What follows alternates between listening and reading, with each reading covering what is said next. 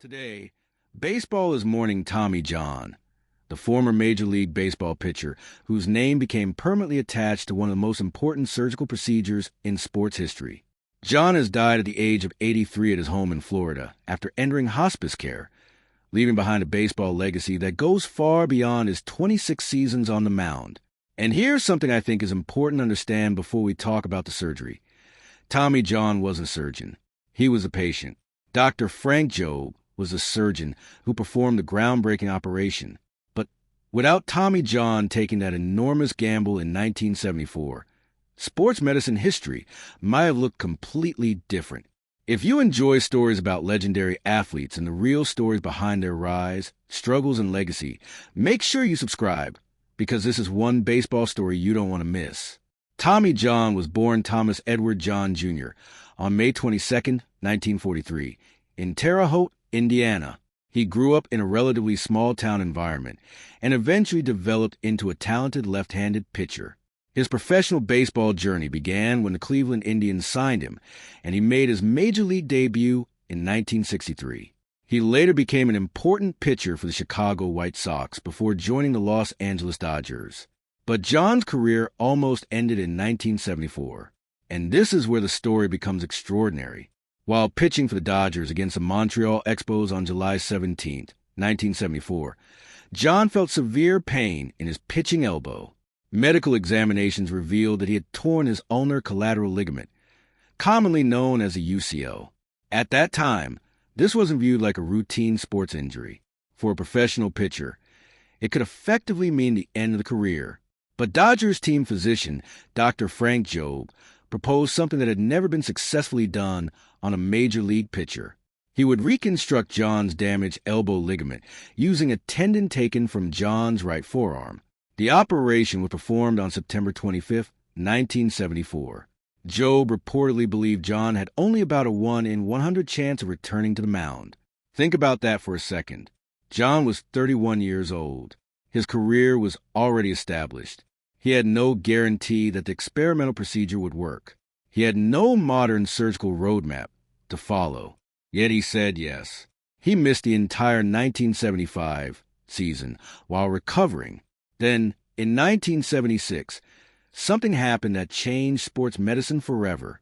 Tommy John came back. He returned to Major League Baseball on April 16, 1976, and went on to pitch for another 14 seasons. MLB records show that John won 164 games after the surgery, more than half of his eventual 288 career victories. And that's why, in my opinion, describing Tommy John simply as a guy who had the surgery seriously undersells what he accomplished. Before the injury, he was already a very good pitcher. After the surgery, he became a symbol of resilience. In 1977, John won 20 games for the Dodgers, posted a 2.78 ERA, and helped the team reach the World Series. He finished second in National League Cy Young Award voting that year. Then came another remarkable chapter. After joining the New York Yankees, John won 20 games again in 1979 and finished second in American League Cy Young voting. He eventually became a 4-time All-Star, appearing in 1968, 1978, 1979, and 1980. He finished his career with 288 wins, a 3.34 ERA, and 2,245 strikeouts across 26 major league seasons. He pitched until 1989, when he was 46 years old. That longevity is incredible. And here's the part of his legacy that continues to affect baseball today. The procedure originally performed on John became known as Tommy John surgery. Today, the operation is used to reconstruct a damaged UCL and has helped countless baseball players return to competition. MLB describes it as one of the most transformative medical procedures in baseball. But there is an important distinction. Tommy John didn't invent the operation. Dr. Frank Jobe did. Tommy John became the name attached to it because he was the first major professional athlete to undergo the procedure and successfully return to pitching. And I think that's what makes John's story so fascinating. His greatest contribution wasn't something he designed in a laboratory. It was his willingness to become the test case. Now, what actually caused Tommy John's death? This is where we need to be very careful.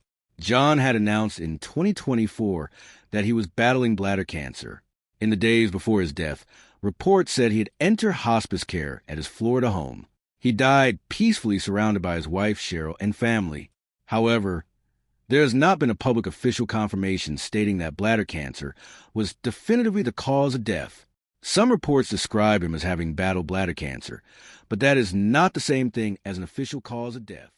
So if you see headlines saying, Tommy John died from bladder cancer, treat that wording cautiously unless his family or an official representative confirms it. What we can say with confidence is that he had been seriously ill, had entered hospice care, and died at 83. Now let's talk about his family. Tommy John was first married to Sally Simmons. They married in 1970 and had 4 children, Tamara, Tommy 3, Travis, and Taylor. His son Tommy 3 followed his father's connection to baseball. He played baseball at Furman University and later spent time in independent minor league baseball before becoming a chiropractor. But the family also experienced an extremely painful tragedy.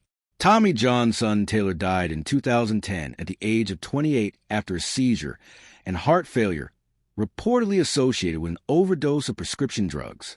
Taylor had been involved in singing and acting, and had even appeared on Broadway in Les Miserables as a child. John later became involved in suicide prevention advocacy following his son's death. His personal life later changed as well. After his marriage to Sally ended, John was with Cheryl Zeldin, whom he later married. Cheryl was with him during his final days. Now, what about Tommy John's net worth? This is one area where I want to separate fact from internet speculation. There is no reliable public financial disclosure that establishes Tommy John's exact net worth at the time of his death. Various websites have published dramatically different estimates, ranging from several $1 million to tens of millions.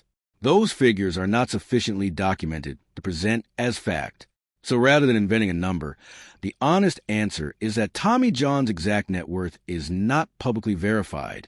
What we do know is that he spent 26 years in Major League Baseball, worked in broadcasting and sports-related roles after his playing career, and remained a recognizable figure because of the surgery that carries his name. And financially, it's also important to remember that Tommy John played during an era when MLB salaries were nowhere near today's levels.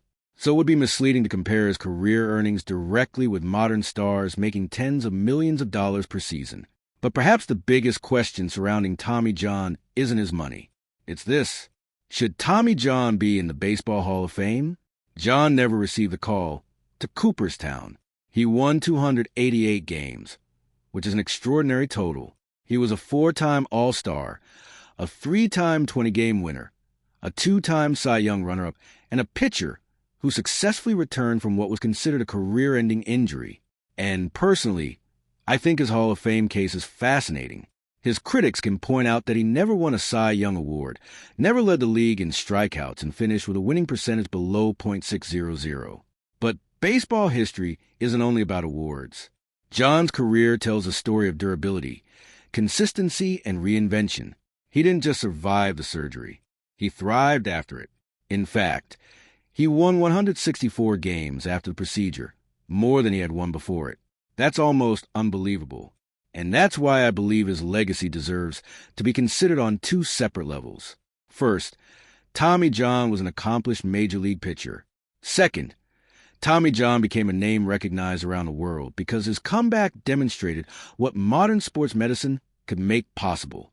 Today, when a pitcher tears a UCL, fans immediately understand what Tommy John surgery means. That phrase exists because of one player who was willing to take a chance when almost nobody knew whether that chance would work. And there is something deeply fitting about the final chapter of his life. Tommy John recently sent a farewell message to baseball fans in which he expressed gratitude to the people who supported his career and remembered Dr. Frank Jobe, the doctor who saved his pitching arm. The surgery that once had a 1% chance of succeeding ultimately gave Tommy John another 14 seasons. 14 seasons that produced all-star appearances, 20-win campaigns, a World Series appearance, and 164 more victories. So when we remember Tommy John, I don't think we should remember only the surgery. Remember the pitcher. Remember the 288 victories. Remember the 26 seasons. Remember the 46-year-old veteran still taking the mound. And most importantly, Remember the decision he made in 1974 when doctors couldn't promise him a future. He took the chance. And baseball was never the same. Rest in peace, Tommy John. Your name isn't just written in baseball's record books. It's written into the history of sports medicine itself. What do you think? Should Tommy John have been inducted into the Baseball Hall of Fame? Let me know in the comments. And if you found this story informative, don't forget to like the video, subscribe, and share it with another baseball fan.